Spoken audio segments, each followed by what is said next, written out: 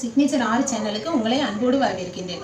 இன்றைக்கி நம்ம இந்த வீடியோவில் என்ன பார்க்க போகிறோம் அப்படின்னா, ஒரு ஐஸ்வர்ய பானை பற்றி நம்ம பார்க்கலாம். ஐஸ்வர்ய பானைனா நம்ம பூஜை ரூமில் எப்பொழுதும் இருக்க வேண்டிய பானை இது. அந்த பானை இருக்கும் பொழுது நமக்கு எந்தவித கஷ்டமும் வராது. செல்வங்கள் நிறைய சேர்ந்து கொண்டே இருக்கும். நகைகள், பணங்கள் எல்லாமே சேர்ந்து கொண்டு வளர்ந்து கொண்டே இருக்கும்.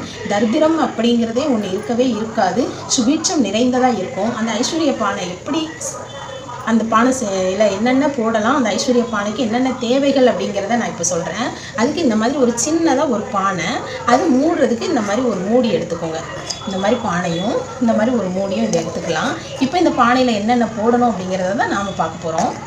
தேவையான பொருட்கள் என்ன அப்படின்னா, ஃபஸ்ட்டு நான் சொல்லிடுறேன். இந்த மாதிரி விநாயகர் சிலை ஒன்று, இதை விட சின்னதாக இருந்தாலும் பரவாயில்ல, இந்த மாதிரி விநாயகர் சிலை ஒன்று எடுத்துக்கோங்க.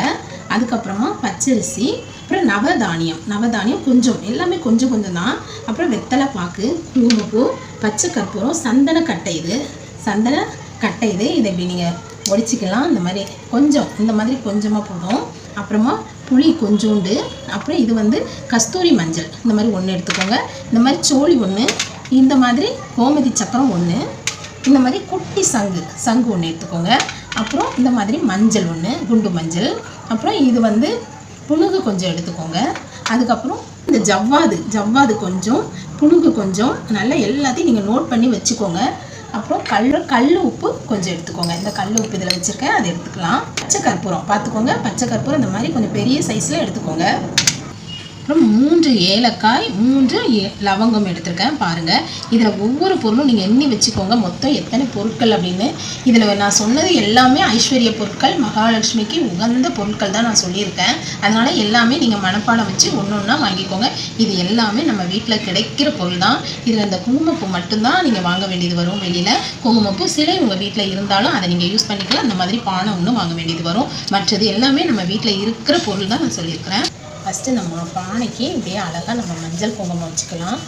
மஞ்சள் நல்லா இப்படி தேய்ச்சிக்கோங்க. இந்த பானைக்கு தேய்ச்சிட்டு அப்புறமா குங்குமம் வச்சுக்கோங்க. குங்குமம் வச்சுட்டு இந்த பானையை தேய்ச்சிக்கலாம். இதில் ஃபஸ்ட்டு பச்சை கற்பூரம் கொஞ்சம் போட்டுக்கோங்க. ஃபஸ்ட்டு இந்த கல் உப்பு போட்டுடலாம். இந்த நவ தானியங்களை போட்டுடலாம். பச்சரிசி போட்டுடலாம். லவங்கம், ஏலக்காய் போட்டுருங்க. அதுக்கப்புறம் இந்த சந்தன கட்டை கூட போட்டுடலாம். கஸ்தூரி மஞ்சள், கோமதி சக்கரம், இந்த சோவி, அப்புறம் இந்த சங்கு போட்டுடலாம். இந்த குண்டு மஞ்சள், ஒரு கொட்டை புளி போட்டுக்கலாம். ஜவ்வாதை அப்படியே நீங்கள் தூள் விட்டுலாம். குங்குமப்பூ இந்த அளவுக்கு எடுத்துருக்கேன், இந்த அளவுக்கு எடுத்துக்கோங்க போதும். குங்குமப்பூ சேர்த்துருங்க. அதில் கொட்டைப்பாக்கு இதில் வச்சு இந்த வெத்தலையை இப்படி மடிச்சுக்கோங்க. இப்படி மடித்து இதை இப்படி உள்ளே வச்சுருங்க. இந்த பானைக்குள்ளே வச்சுருங்க. நம்ம மஞ்சள் குங்குமம் வச்சுக்கலாம். வச்சு இது மேலே அவரை அப்படியே உட்கார வச்சுடுங்க. விநாயகரை சரிக்காமல் அப்படி இந்த பொருட்கள் மேலே அவரை அப்படியே உட்காந்துருக்கணும். அப்புறம் இந்த பச்சை கற்பூரம் நல்லா பெரிய பீஸ் எடுத்துக்கோங்க, அதை அப்படியே வச்சுக்கோங்க, உள்ளே போட்டுருங்க. இது இருக்குது இல்லையா, இதை வச்சு உள்ளே இந்த பானை வாய் பகுதி இருக்குல்ல, உள்ளே அப்படியே தேய்ச்சி விட்டுருங்க. ஃபுல்லாக அப்படி தேய்ச்சிருங்க. இப்போது ஐஸ்வர்ய பானைக்கு எல்லாம் ரெடி ஆயாச்சு.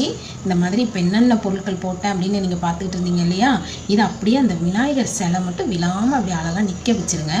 இதை அப்படியே மூடி போட்டணும், இதை திறக்கக்கூடாது. இப்படியே மூடி போட்டு அதுக்கு மேலே இந்த மாதிரி இதில் இப்படி வச்சுட்டுருவோங்க. வச்சுட்டு நம்ம ஒரு பொட்டு வச்சிடலாம். அப்படியே இந்த ஐஸ்வர்ய பானை என்ன செய்யணும் அப்படின்னா, அப்படியே உங்கள் பூஜை ரூமில் இதை வச்சுடுங்க. வச்சுட்டு நீங்கள் இதை எடுக்கவே கூடாது, அப்படியே வைக்கணும். சாம்பிராணி புகை மட்டும் நீங்கள் வெள்ளி செவ்வாய் பூஜை பண்ணும்போதெல்லாம் இதுக்கு சாம்பிராணி புகை மட்டும் காட்டுங்க. இதை அப்படியே மூடி வச்சுருங்க. இதை நீங்கள் சாம்பிராணி புகை காட்டும்போது மட்டும் இப்படி திறந்துட்டு அப்படி காமிச்சிட்டு அப்படி மூடி வச்சுடுங்க. இது எதுவுமே செய்ய வேண்டாம். அப்புறம் நீங்கள் இதை ஒரு 6 மாதத்துக்கு ஒரு தடவை நீங்கள் மாற்றினா போதுமானதாக இருக்கும். ஒரு 6 மாதம் அப்படி நீங்கள் திறக்கும்போது ஒரு மாதிரியாக உங்களுக்கு தோணாது, என்ன நல்லாவே இருக்கும். இது 6 மாதத்துக்கு அப்படியே இருக்கும். இதில் மகாலட்சுமி தேவி குடி இருப்பாங்க. இதில் மகாலட்சுமி அம்மாவுக்கு எல்லாமே பிடித்தமானது நம்ம அதில் வச்சுருக்கோம். அவங்க இதில் நிரந்தரமாக வாசம் செய்வாங்க. அதனால் அவங்கள நம்ம தொந்தரவு பண்ணாமல் இப்படி முடிய வச்சிடலாம். இதை திறக்கக்கூடாது, அடிக்கடி திறக்கவே கூடாது. இது ஒரு இடத்துல நிலையாக இருக்கணும். இந்த அடிக்கடி இந்த பானை இருக்கிறத மாற்றிக்கிட்டு இருக்கக்கூடாது.